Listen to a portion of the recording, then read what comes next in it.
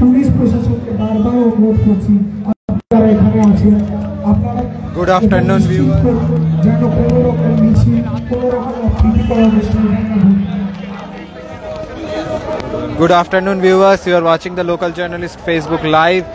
আর আমরা এই মুহূর্তে রয়েছি পুলিশ প্রশাসনকে বারবার অনুরোধ করছি আপনারা এটা ইনফর্ম করুন যেন কোনো মিছিল ভেতরে ঢুকতে না পারে। কালকে দুবার যে অপ্রীতিকর, you are watching the local journalist Facebook live and এই মুহূর্তে আমরা রয়েছি আরজি কর মেডিকেল কলেজে। আর আপনারা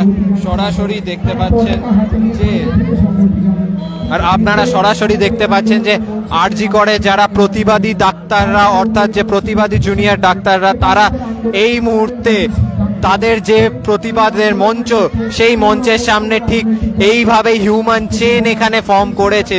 তাদের একটাই দাবি, একটাই কথা যে এই যে ডাক্তারদের যে গড়ে তোলা প্রতিবাদ, তাদের কথায়, তাদের এই কষ্ট করে গড়ে তোলা প্রতিবাদে তারা কোনো রকম রাজনৈতিক দলকে অংশ নিতে দেবেন না।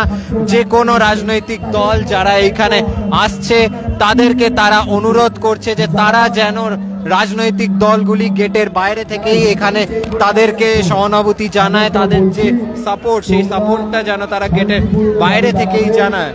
এবং আপনারা দেখতে পাচ্ছেন যে এইখানে প্রচুর সংখ্যক যারা এখানে প্রতিবাদী ডাক্তার, সেই ডাক্তাররা এখানে একসাথে জড়ো হয়েছেন। তারা একে অপরের হাত ধরে দাঁড়িয়ে রয়েছেন এবং দাঁড়িয়ে থেকে তারা এখানে কার্যত একটা ব্যারিয়ার তৈরি করেছেন, অর্থাৎ হিউম্যান চেইন, একটা ত্রিস্তরীয় হিউম্যান চেইন এখানে গড়ে তুলেছেন তারা, যাতে আরজি কর মেডিকেল কলেজের ভেতরে এই যে প্রতিবাদ, সেই প্রতিবাদ যেন শুধুমাত্র এই ডাক্তারদেরই থাকে এবং অন্য কোনো রাজনৈতিক দল যেন এই আরজি কর মেডিকেল কলেজের ক্যাম্পাসে এসে যেন কোনো রকম অপ্রীতিকর ঘটনা না ঘটে, এমনটাই এই ছাত্ররা জানাচ্ছেন। এবং ছাত্ররা সমানে যে পুলিশ প্রশাসনকে তারা আবেদন করছেন যে পুলিশ প্রশাসন যেন তাদের পাশে থাকে, এইটা হচ্ছে ছাত্রদের আবেদন।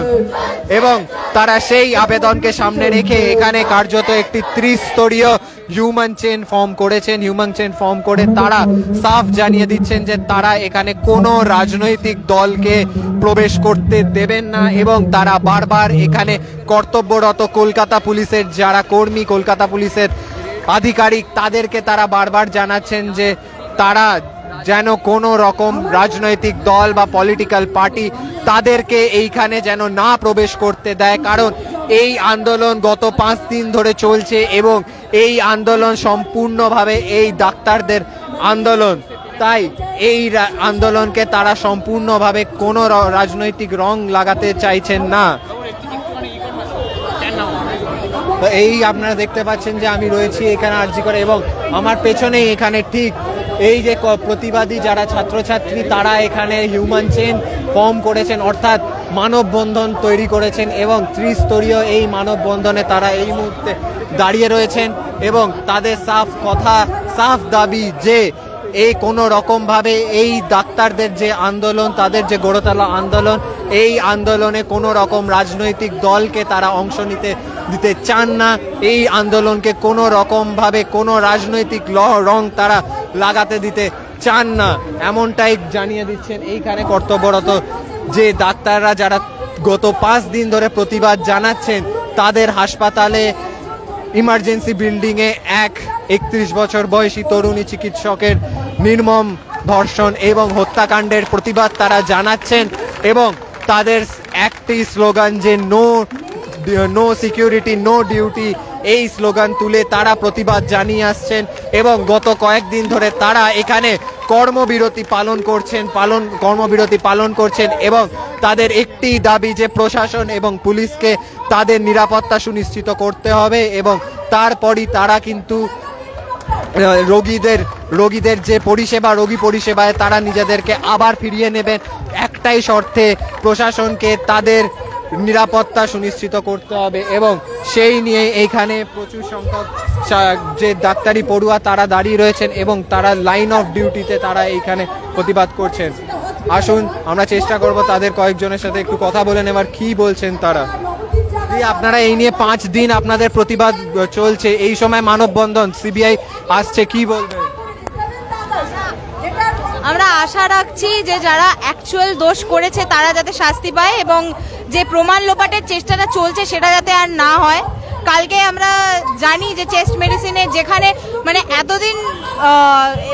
এতদিন আমরা আছি এই কলেজে, আমার তো অন্তত 2 বছর হয়ে গেছে, আমার বন্ধুদের 2 বছর হয়ে গেছে, আমরা এতদিন রেনোভেশন দেখতে পাইনি। এখন যখন প্রমাণ লোপাট করার চেষ্টা চলছে তখন হচ্ছে ওরা রেনোভেশন করছে যাতে আরো ইজিলি প্রমাণ লোপাট করা যায়, সেটা আমরা কখনোই মানছি না। আমরা এই দুর্নীতিগুলো রেনোভেশন কি কোনোভাবে ধামাচাপা দেওয়া, আমরা এটাই বিলিভ করি যে এটা ধামাচাপা দেওয়ারই চেষ্টা, এটা ছাড়া আর কিছু হতে পারে না। এবং আমরা ইনজাস্টিস চাই না, আমরা জাস্টিসের জন্য লড়ছি, আমরা জাস্টিস চাই।